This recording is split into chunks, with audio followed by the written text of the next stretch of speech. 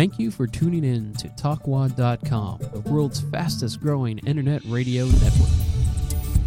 Please check out all the other great shows on www.talkwad.com. We're on. So number 25 principle of miracles is that miracles are part of an interlocking chain of forgiveness, which when completed is the atonement. Atonement works all the time and in all the dimensions of time. So I believe it is the first time this word has come up, but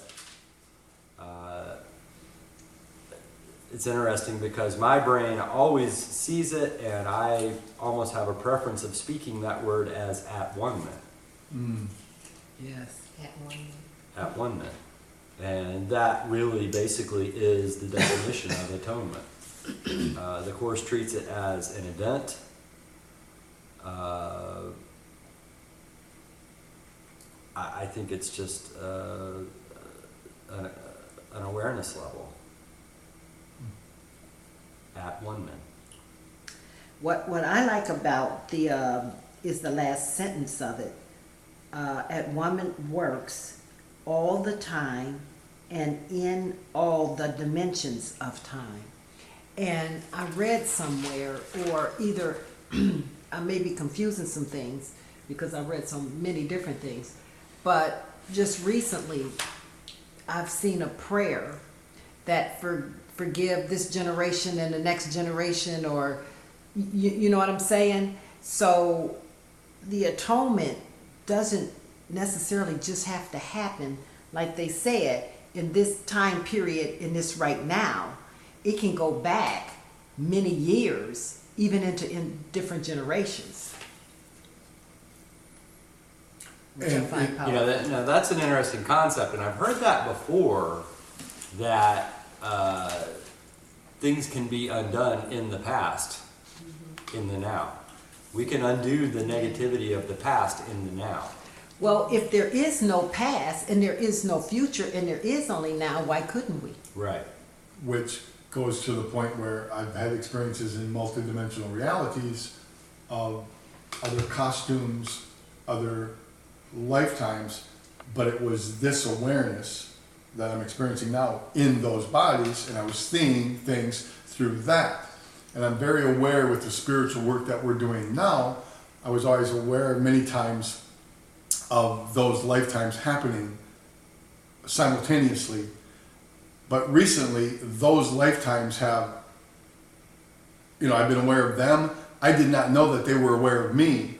In fact, one time they all stopped, all 5 lifetimes stopped simultaneously where they were and looked inward at me, and I felt myself again looking at me, and that I had that effect on not just now, my equal effect on now and forgiving now, and how I perceive the now in my relationship with the God of my understanding affects the ripple through all of the dimensions to there and them.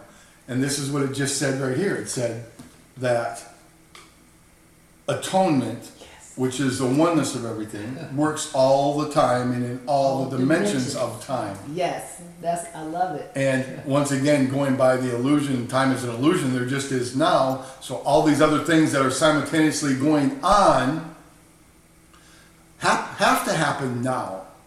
Therefore, going back to the God mirror thing, where God is now in the totality of all, and all of the mirrors broken off from God, like the spinning disco ball, all of those are now. But we have time as an illusion, which is one to keep us separated. There is no separation. Separation is an illusion. So that ripples, and then it comes back together, and God breathes, and we are all together in unity of one, and then God expands, and we are that. We are God living.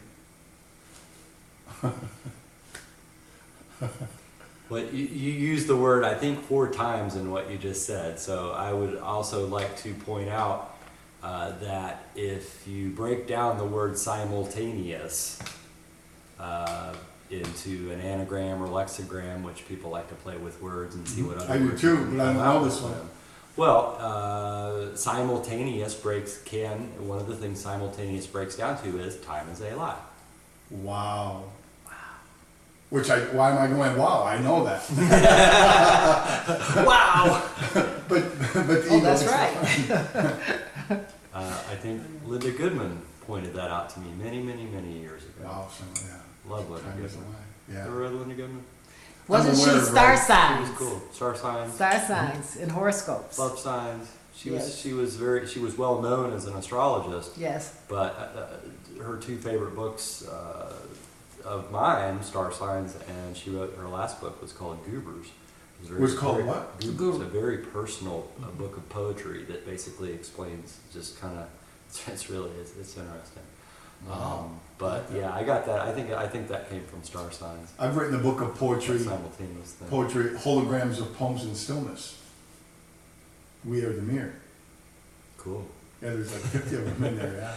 Well, let's jump to do one more, and we'll do this one, and that'll be 5. But this is closely related to, it actually gives a little bit more information about atonement.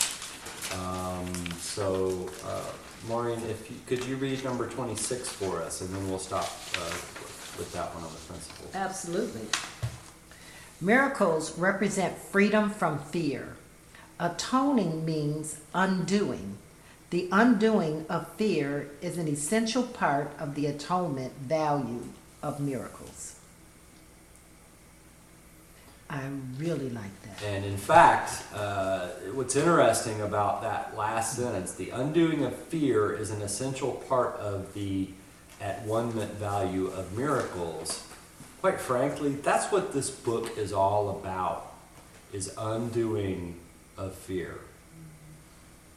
Because if we did not have perceptions of fear, we wouldn't need this book because we would already be enlightened. The only thing that's keeping us from being enlightened is belief in something other than love, peace, and joy. And the only thing, love can have no opposite, as we are told in the absolute very beginning of the book. If there is an opposite, it's fear, even though it doesn't really exist, just like time doesn't exist. Miracles represent freedom from fear. Atoning means undoing. So I'm using it as at-one-ment. If we are undoing the false belief that fear is real, false evidence appearing real, that's what atonement or at-one-ment is about, is remembering who we really are, because we remove fear from the equation, there's nothing left but love. That's right. So I think that's a good one to end on. We made it through 5 of them tonight. And to me, just reading through these just really opens up a lot and helps remind me to share with you what I've learned of this course. It's like these are the basic principles. That's why they're called the principles of miracles. But it's really there's a whole lot of text in this book, but just reading through the principles kind of gets to the core root of things just right off. So I guess we need another 667 pages beyond that to explain what these principles stand for. But so let's do this now, and we did this last week,